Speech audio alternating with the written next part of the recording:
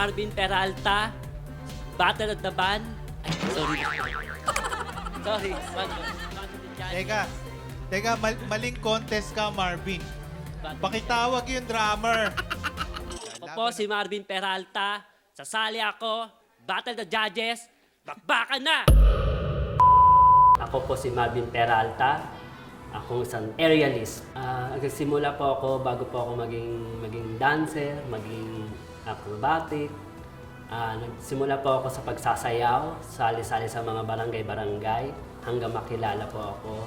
Sumali po ako ng dance, sumali po ako sumasali hanggang nakita ako na pole dancing at aerialist. Nag-join din po ako, tinry ko po lahat. Sumali na po ako sa mga competition. Kalabang ko po taga ibang bansa po. Ako po nag-champion. Nakailan kang rehearsal? Tatlo? Okay na yan, sobra na yan. Gusto mo dalawa pa? Tama na. Pinapagod nyo, parang gusto mong ano yung... Oo, parang kalaban tong katabi natin dito. Ah.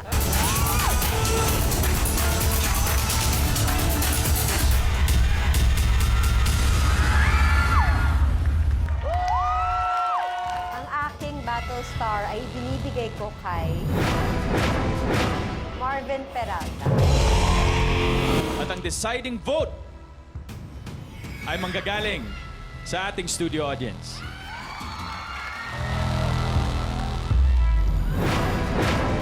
Marvin Peralta! Congratulations, Kuya Jose! Nanalo ang pambato mong The Aerialist, Marvin Peralta! So natuwa ba yung pamilya mo nung nanalo ka? Parang wala, hindi kasi kami napapansin ng asawa ko sa bahay. Hanggang ngayon? Hanggang ngayon, hindi kami Kahit napapansin nanalo yan. ka, hindi ka man lang kinongratulate. Wala naman, di man congrats. Parang anak ko lang, daddy, wow, good luck, ganun lang. Yung support ng mga anak lang sa akin. Kaya, Mahirap din, no? kaya pag nasa bahay ako yan, may kakunting alitan kami isang araw. Nag-away na naman kami. Huwag na daw ako umuwi sa bahay. Sabi ko, ba't hindi ako umuwi ng bahay? Pero kakalimutan mo na yan. Basta isipin mo, mahal mo siya. Mahal mo. Kahit hindi ka niya mahal. Oo, isipin mo, mahal mo siya, tsaka yung anak mo. Naging masaya po ako dahil nakapasok ako. Naging proud ako sa sarili ko na sobrang saya na nakapasok talaga. Sinabihan ko agad ang anak ko, minessage ko, tinawagan ko. Ano yun, daddy? Wait lang. Nak, saya. Nakapasok si daddy niyo. Natuwa sila na nakapasok ako. Tuwan-tuwa sila. Papasalamat talaga ako sa Diyos. Nakapasok po ako sa ganito. Pagpalain ako ng Panginoon, makuha ko to. Ano ko po to sa negosyo.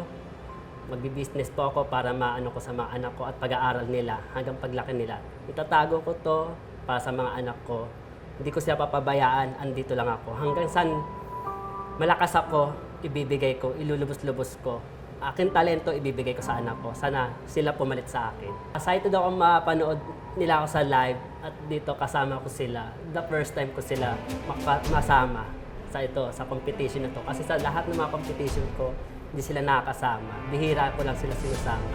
Ngayon ito, the first time, sana naman maging happy yung mga anak ko. Bakbakan na! Battle of the Judges.